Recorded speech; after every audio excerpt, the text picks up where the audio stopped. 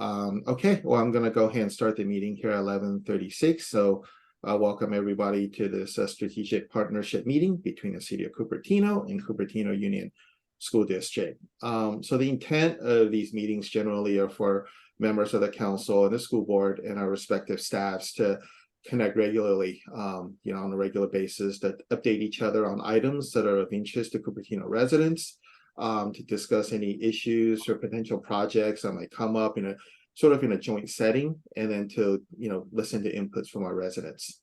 We won't be making any decisions at this meeting. By design, there's not a quorum here, but the intent really is for the council representatives and the board representatives to take any sort of issues or things we've discussed back to our bodies for any sort of further consideration. This is the first of a series we're planning this year. I think there are 3 more that are spaced 2 months apart for later this year.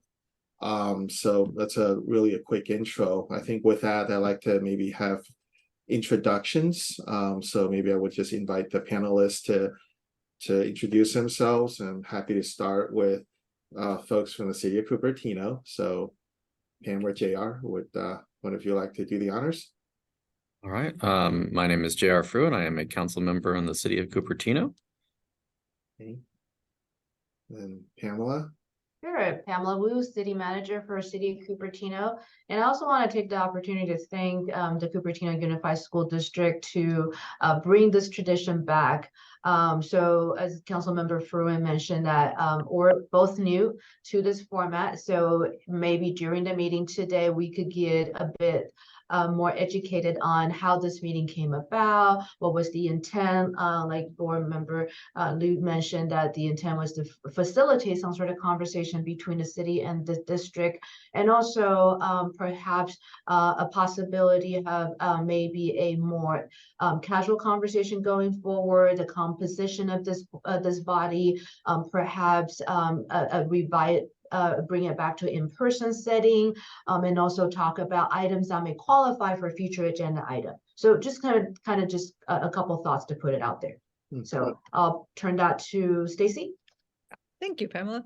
Stacy Yao, Superintendent of Cupertino Union School District. So a little bit to what you alluded to, Pamela, I hadn't traditionally sat on these meetings. I had another staff member sit on it. So it's somewhat, maybe it is the time to relook at the format of it.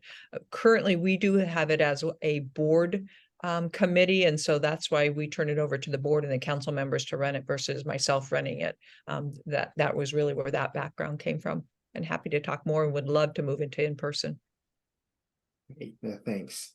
And then I see Satish, would you like to introduce yourself? Yeah, so sorry for being late, and I was in another meeting, actually just jumped in, and really sorry for this being late in the first meeting itself. I'm a board member, I think most of you should be knowing, and this is my second term in CUSD, and I've been working with Jerry in this 2x2 with Cupertino, and we have been having a very productive meeting over the years, and looking forward for having some good results this year too. Yeah. And good to see JR. You too. And Manager Pam. Nice meeting you. Great. Thanks, Satish. And I'm Jerry Liu. I'm currently the board clerk for the school board, Cupertino Union School District Board. Great, so let's go and get started. So we have the agenda here. Item 2, agenda review. I think we have a fairly straightforward one. It's really just updates, but to address maybe just to reflect on some of your comments, Pam, I think so this 2x2 is something that the school district does, and I think it predated my joining the board, so Stacy may have better historical context here.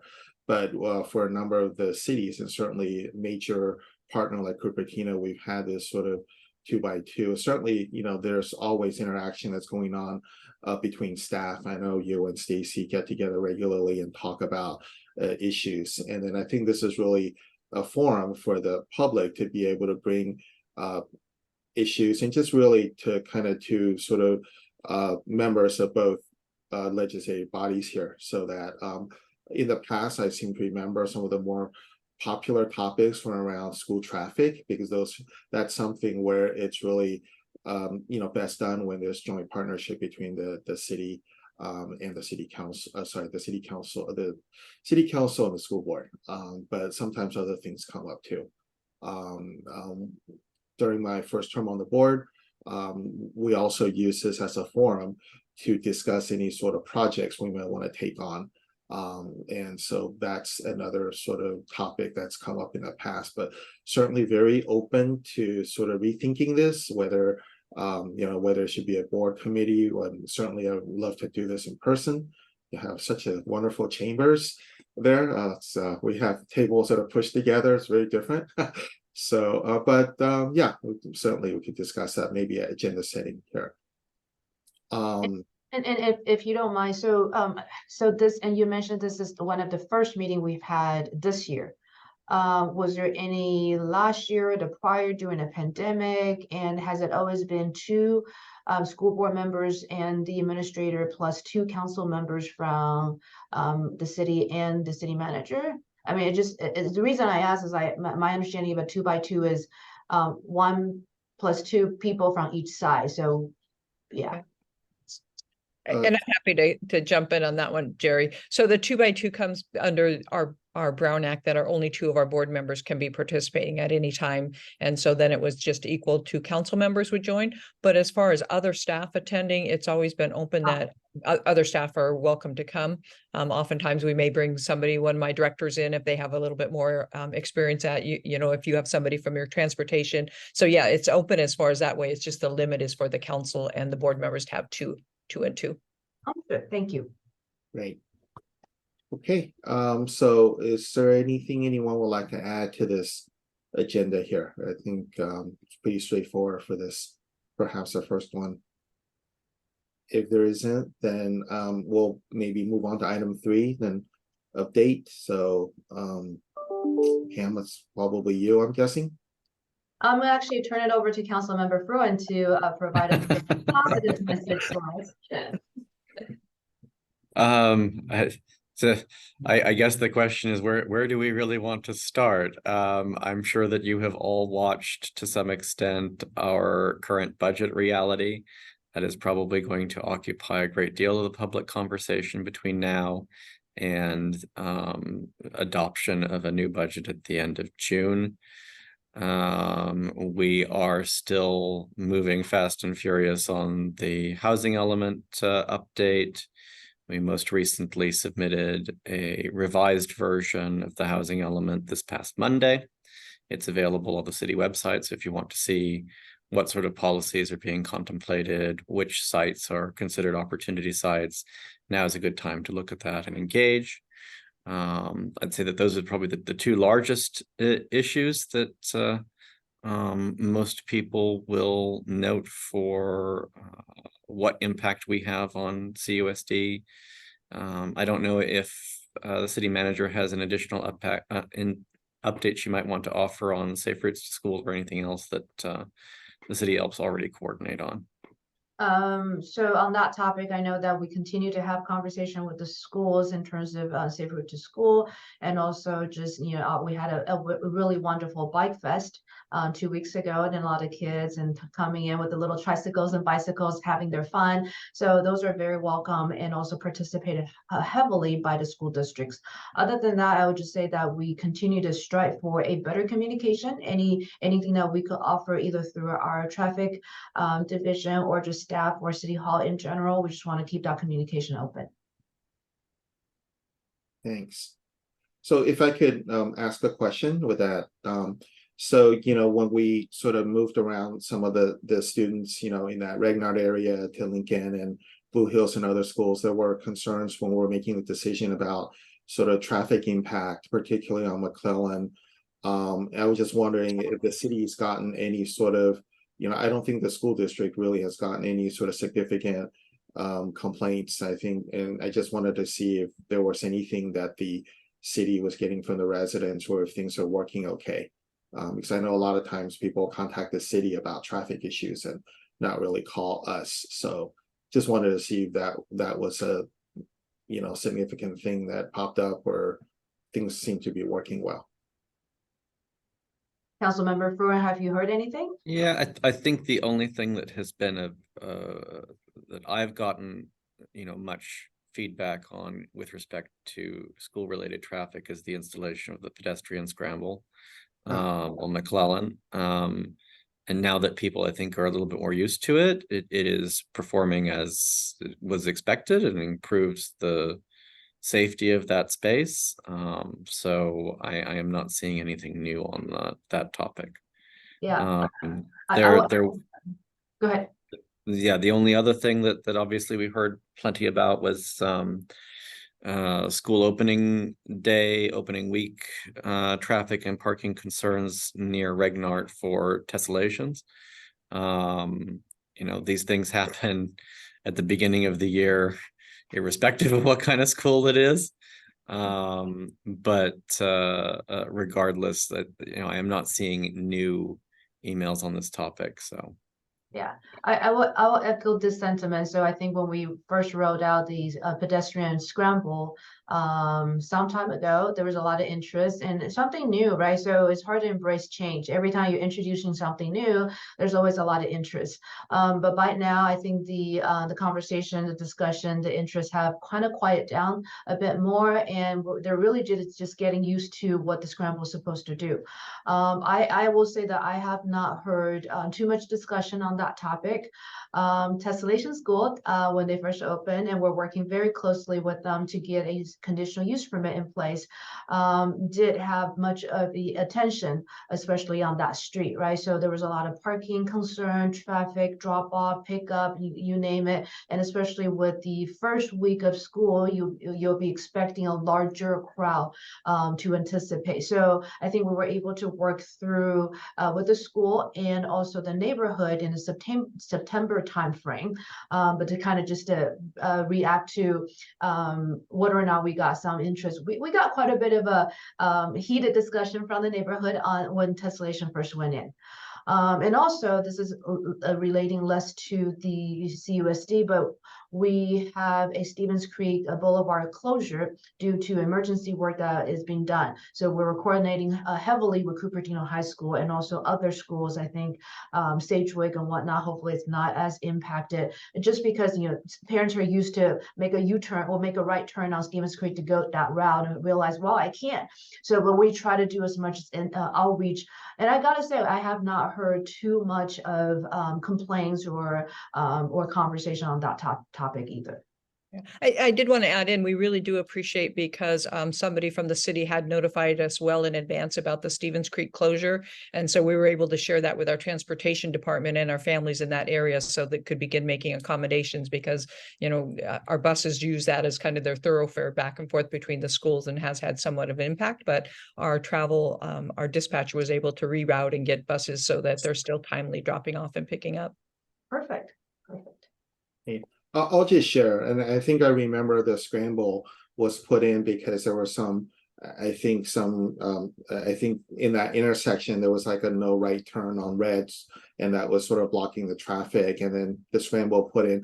I haven't gotten any emails on that, but since I live in the area, just speaking with the neighbors, I've actually gotten positive feedback. So I guess you guys probably only get complaints, and when it goes well, then people kind of go on with their lives and they don't say anything. But I got several comments from just folks I know that live here, appreciated that innovative thinking of putting in that scramble there. And I think that I haven't really heard anything about the no right on, that issue now that that's been put in. So I just wanted to share that.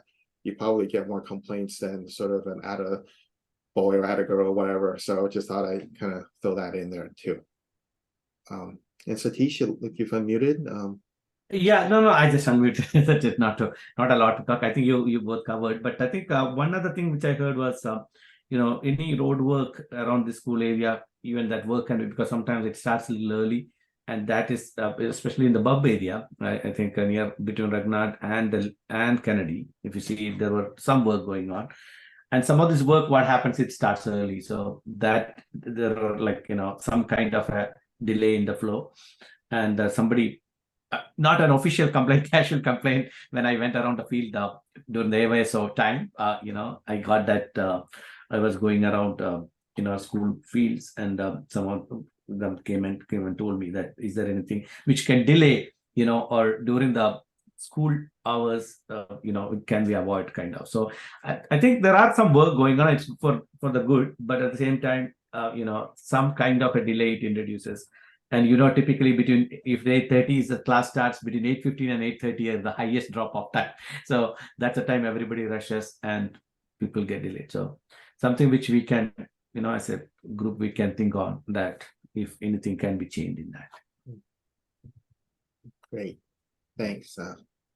I had a sort of maybe a different topic if we move on from traffic, which is I've noticed in the last few months just looking, I've noticed the city has been running a lot of the events for students. And recently I saw one on a spelling bee, I think, and there were a couple others. I know there was an environmental event, and I'm just sort of thinking a lot of these are ones our students can benefit from. And so maybe Stacy's probably more on our part. I think if there are sort of mechanisms for us to be able to kind of help advertise some of these events that the city's running, and spelling bee is something I know that I had growing up, and I don't think we have them in all our schools right now. And I'm just terribly thrilled to see that the city's gone ahead and put that together. I did have a question. Is that the same spelling bee that ties into, like every year in Washington, D.C., you see some kid spell some 13-letter word and they get it right? And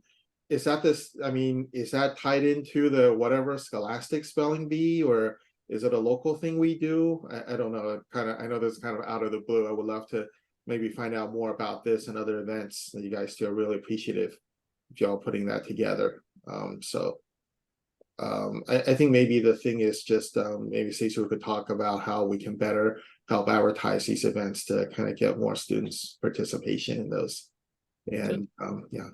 Yeah, I think with our new use of Parent Square, we do have a really strong avenue to get communications out to our parents. And so it's been a nice one platform that we use for everything. And last I checked, we had 99.7% of our parents that are registered to be on Parent Square. So it's an easy way to get information out. I would love to partner and increase that. Yeah. I don't know if you all know about Parent Square. It's sort of a social media platform for parents to be able to both get news from the district, but also to communicate with each other, to ask questions, and really easy way to connect. And so that's something that we put in a few years ago. I think it's been really successful in getting people on there. And yeah, so I have a question since you're in the same subject topic, Jerry. One is I know that at least a year or a couple of years back, there used to be summer schools also a little bit, driven or mainly managed or organized by the city on math and other things. So is that still going it is there, or this year did we have, or going forward do we have it, or we plan to? I don't know if we have any sponsored summer schools, but we do have a very enriched summer camp. Summer camp. Maybe not using the right terminology, not summer school, but we used to have some math camps and things like that. So is it still being done, offered? So it was offered this summer. So there were quite a bit of a summer enrichment camps that were offered through the Parks and Rec department. Right now with our great news of a budget shortcut, we might have to look at balancing the need to serve the community, but maybe increase the fees for participants and whatnot. So this year we had a very successful rate. Next year, these will be brought to council for further consideration. Okay, Jerry, you remember what I hope you are able to connect what I was that math group. There was a math circle. I don't know what was it, like a couple of years back we had that. there is, I think, a teacher. I think it's a Mr. Chi or a Mr. Yeah.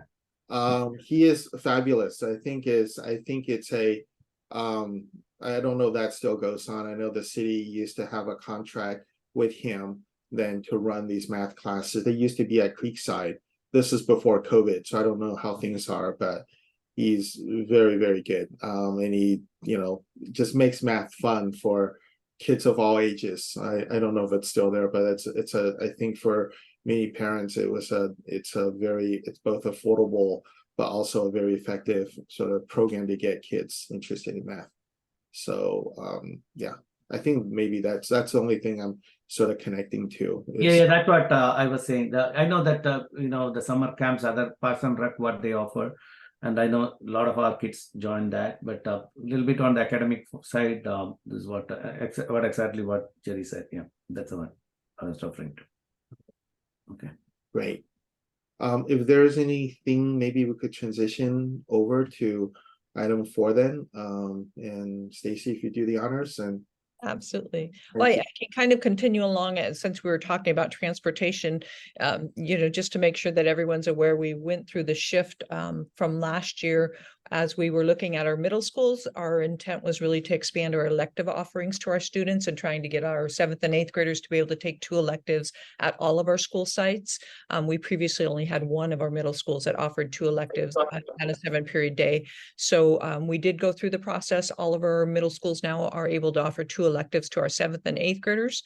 And we're working on the 6th grade possibility. But what that also allowed us to do is we did a shift so that all of our middle schools start at the same time. So they're all shifted to start at 8 a.m. And we took a look then with that shift. It also allowed us to look at some of our elementary school times in hopes of, one, making a fluid pattern for parents that could drop off and pick up kids if they have them at multiple school levels. But then also look at, is this an opportunity where maybe we could help alleviate some of that pressure on the drop off and pickups around our schools. And so we did shift all middle schools are 8 o'clock, and then our elementary schools are all now either on an 8:15, an 8:30, or an 8:45 start time, where previously we had some starting at 8, we had them as late as 9. And so it did help us kind of do a pattern. We took a sample of a family that had a child at every level, and could they make that drop off between the 3 school sites. So we are still watching that to see, has it truly helped traffic drop offs? Has it contributed and made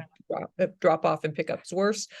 Haven't had any really initial feedback that it's worsened any of the drop off. So that's a good thing. So we'll continue to monitor that as we go along throughout the school year as well, to see other shifts. The other conversation I said is when we talk about adding our 6th graders onto 2 electives, right now it does help spread out the traffic because our 7th and 8th graders are starting at 8 o'clock, but our 6th graders don't come in until later. They don't come in until 8:52, 8:55. And so that would be something we need to look at. If we shift and start offering to the 6th graders, then we're going to increase that amount of traffic at that 8 a.m. And is that a good thing or a bad thing? So we'll continue to monitor that all this year.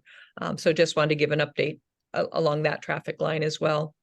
The other one is just to update on our properties that we have available properties. I know that our Meyerhold school site isn't technically in Cupertino, but that is one of our vacant sites that we closed during the school consolidation. We are in the process of moving our district office over to that Meyerholtz, a little bit more centralized, utilizing the space that we have. Our district office will only take up about half of that campus. And so we will still have some leasing opportunities or some other possibilities for the remaining space there. I mentioned, Ragnar, that the Tessellations has moved in there. So we have a 10-year lease with Tessellations. The other 2 properties that we currently have as a board has begun to explore is we have Montebello property, which is located up in the hills. I just came back from giving a tour to one of our board members up there. A beautiful piece of property.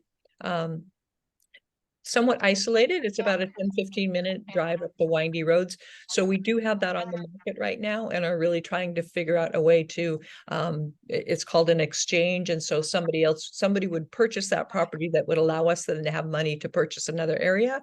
There hasn't been a lot of interest in the property, and for various reasons. I think it is limited. It operates off a well. It is the old school district for the Montebello School District that closed in 2009 that Cupertino was able to assess at that time. We have never used it for our own educational facilities. We've attempted throughout the years to lease it. Nothing long-term ever came to fruition. Any of those, we had some short-time leases. One of the non-public schools had tried to go up there, but just the distance and difficulties of trying to get cars and buses up there have led to that. So we'll continue, and I know we'll continue to have that conversation with the board in these upcoming weeks. The other piece of property that I think is more of the interest is we have our Finch property. It is a 1.4 acre that's right there adjacent to our Sedgwick. We acquired it in 2015, 2016, and it has sat vacant. So there's been conversations I know throughout the years with the city of entertaining a partnership, possibly, you know, a lease or developing that out. I do understand with the city with some of their fiscal difficulties that may be limited. We are currently have a consultant that we're working with who has valued out the land, who has provided some possibilities that could be put onto that property, whether it's creating a park, whether it's creating housing there. And so again, we are in those early conversations, but did want to bring that to the council and to the city's attention, because I know that our staffs have been talking about this property and some possibilities for it. So I did want to bring that and maybe have a discussion here. Any insight, suggestions, comments of where we might go with that? So I'll touch on the Finch property. Stacy and I talked a little bit, and I know the staff has been talking as well, as Councilmember Fruin alluded to earlier. We're a little tight with our budget. So the opportunity to purchase from the CUSD or to maintain or improve and maintain as a park would not be something that we could afford at this point. However, with that said, we are more than happy to partner up with the school district to explore potential for additional housing or development, whatnot. More than happy to provide some sort of assistance to help you or your developers to explore your options. But I understand that there was a proposal from the school district and also following the board's direction to potentially looking into additional parkland or additional open space to benefit for the residents. It's just at this point, we don't have the available resource to provide that. You're still on mute, Stacy.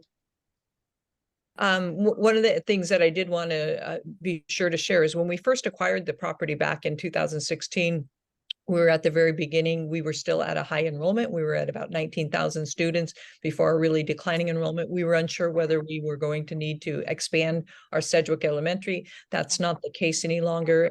We have adequate space on the Sedgwick property for our elementary school, even with our projected numbers into the future. And so at this time, we hadn't talked about needing that for any kind of a space. I know one of our community residents had asked that question when we first acquired it. There had been conversations back in prior to my time, prior to our current board, about the use of that being solely for Sedgwick, but there is no longer the need to expand the Sedgwick property. Maybe just a quick follow-up. Stacey, do you remember if that was zoned R1 or is it zoned for public use? I believe it's still zoned R1. Okay. All right. Okay. So that would be a process that, yeah, that would be something we'd work with the city on if we needed to change the zoning in any matter. Right, of course. All right. Okay. All right. Well, thanks. Thanks for the update there, Stacy. Any sort of other comments or questions or things to bring up related to CUSD? Okay. If not, then we can move on to the public comment portion. Where usually follow the same 3-minute kind of thing here. A little bit more informal, I think, than at a council meeting or board meeting. So generally, we ask the folks, if you're interested in making a comment, to please just raise your hand in Zoom, and then we'll go in order and bring you up to promote you to panelists. You can speak. So, okay, so I think we have one person with hand up. So, I don't know who has the power to do this. Sandy, you can turn on the microphone for our speaker.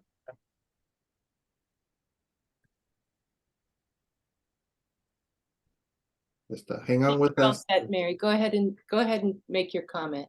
Okay. Thank you.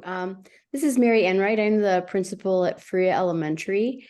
And I just wanted to thank both Cupertino and the city for the work that we've done collaboratively to really help improve the traffic situation near Freya, with support through the surveys, support with which direction people can go, and most importantly, the addition of the crossing guard near our school. It has made You've muted there, Mary, it looks like. Your microphone is muted. Oh, thank you. All right. I'm sorry if, as I mentioned earlier, I'm Mary Enright. I'm the principal at Free Elementary. And I just wanted to thank the city and CUSD for our collaboration in improving the traffic situation around Faria, with support with the traffic group, with traffic studies, improved crossing areas, and of course, our new crossing guard. It's made a huge difference. I also wanted to thank them for the collaboration in pedestrian safety that we've been able to take advantage of at no cost to us, with a lot of great pleasure, which is been doing pedestrian safety seminars for kids in kindergarten and first grade, which is vitally important because we have many, many children walking to school. And we're looking forward to incorporating bicycle safety this year. So thank you very much. Thank you, Mary, for your comments here. Do we have anyone else who'd like to speak? Please go ahead and raise your hand at this time. Okay, seeing none then. All right, so let's go into item 6, agenda building for next time. I think our next meeting is scheduled on January 19th, Friday. So this time also 11:30 to 12:30. At this point, are there anything folks would like to add on the agenda? We can certainly work on this over the next 2 months also, but want to see if there's anything at this point. If not, then okay, then we'll kind of work on that over the next 2 months, and then we can discuss perhaps offline if we want to maybe make the next one physical or what have you. So okay, any last words from anybody here then? I think we can probably I have one. Any some joint projects or anything which you are intending, like from the city side, anything which you are thinking where we can. I know that many areas where we are already having some collaboration, but that's actually a good point. I know the city has a teen commission and there's a teen advisory board, and then there are things that Park and Rec does. I think it would be good to perhaps next time get an update on. I think the events, hackathons and various contests that would be suitable for K-8 students, and so maybe talk about that. I think it'd be good to share with the public that calendar of things you have planning. We can talk about how we can better promote that through our channels to drive more folks to participate. So it's a very good point. Thank you, Satish. Yeah. I think I would also add, since we'll be meeting in January, maybe we can talk about the general obligation bond and the 2024 election. Okay, that's a good idea. All right. Okay, excellent. Anything else then? Okay, if not, then I'll go ahead and close out the meeting here at 12:06. Thanks, everyone. Thank you. Thank you. Thank you very much. Everyone. Okay, bye, everyone.